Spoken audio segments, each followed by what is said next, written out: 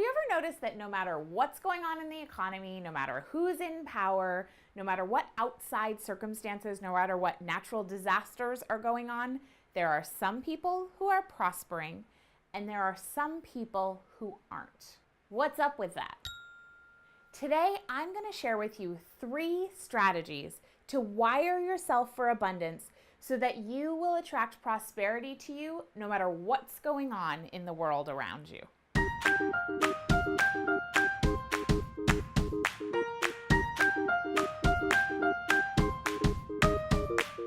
I'm Kate Northrup, author of Money: A Love Story, Untangle Your Financial Woes and Create the Life You Really Want. So you know Donald Trump. He's got some funny hair, but he certainly has wiring for abundance. That guy has been bankrupt and then gone back to being in the megabucks category several times. And so why is it that he goes bankrupt, loses everything, and then has built himself an empire again within a few years? And he's done that time after time after time. It's called wiring yourself for abundance, and it's actually possible. Having abundance in your life, financially and otherwise, has a lot less to do with what you're actually doing than it does with the energy with which you do it, and the thoughts that you think, and the words that you speak, and the beliefs that you have as you're doing it.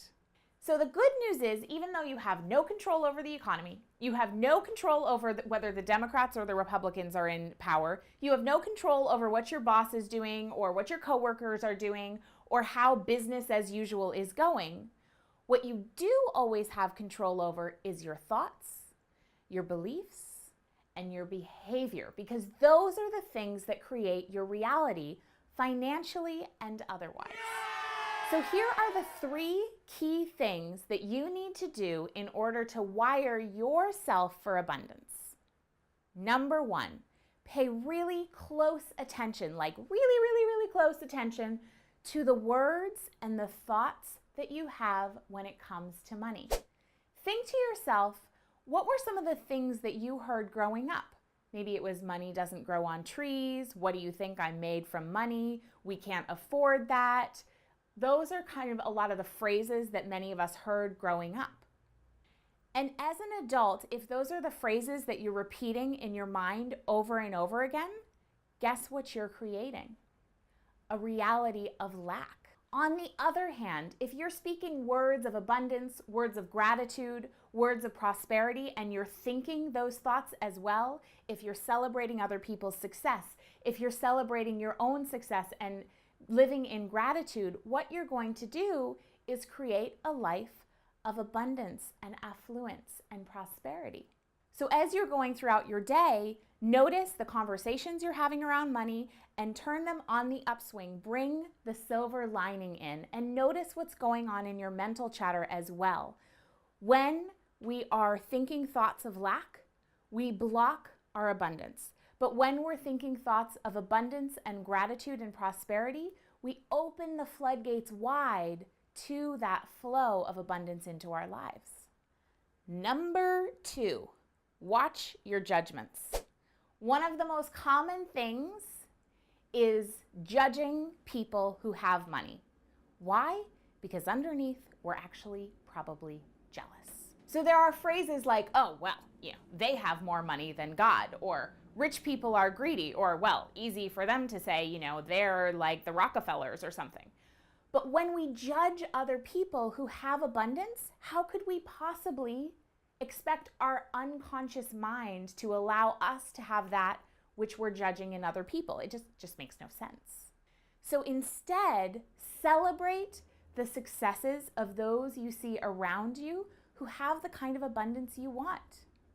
When your next door neighbor hires a gardener and their garden is just looking so fabulous and lush, and you think to yourself, man, I would like to have the kind of money that it would take to hire a gardener to work on my gardens. Instead, go over to your neighbor's house and say, thank you so much for these beautiful gardens and for livening up the neighborhood, because every day I get to go by here and look at these gorgeous flowers.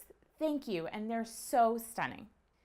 Do you see how much better that feels than sitting in your kitchen window thinking like, meh, meh, meh, meh, meh, must be nice for Susie. She's got all that money from her lawyer husband who she can hire, right? Like that feels gross. So notice and stop yourself anytime you get into judgment or talking badly about somebody who has money, when what you're really wanting to do is attract that to you, and instead switch it to gratitude and celebration. Because when we celebrate what other people have, we get to attract that into our lives as well.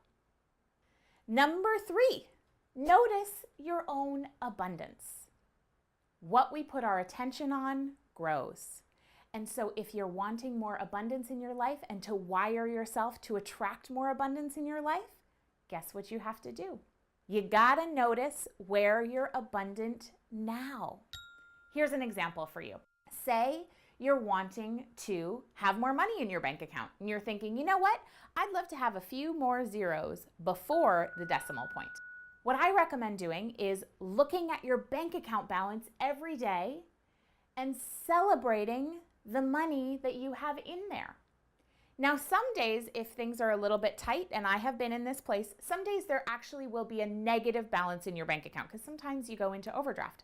But in those moments, your opportunity is to celebrate the ways your life is abundant right now. So maybe look at that negative bank account balance and say, you know what? I'm so grateful for my home. I'm so grateful that I have food in the refrigerator. I'm so grateful that I have a best friend I can tell anything I want. Abundance comes in many shapes and sizes, so don't forget to look for it outside of your bank account. The more we focus on gratitude for what we already have, guess what? The more goodness we attract. It's like a giant suction cup sucking in all this amazing goodies into your life. The great Anthony Robbins said that when you are grateful, fear disappears and abundance appears. So, as a summary, these are the 3 key things you need to do to wire yourself for abundance no matter what's going on in the world around you. Number 1, watch your words and thoughts about money and make sure that they are positive. Number 2, be careful of judging others who have money and switch your judgment to gratitude and celebration. And number 3, practice paying attention to the abundance you already have so that you can attract more to you. If you like what you've heard in this video, you can pre-order a copy of this book, Money, a Love Story, over at katenorthrup.com/pre-order. And when you pre-order, you'll get entered to win a free one-on-one Skype coaching, just you and me, where you can ask me anything you want. And everybody who pre-orders the book by August 31st will get access to a live Q&A hangout that's only available to the pre-orderers. So it'll be really intimate and super fun.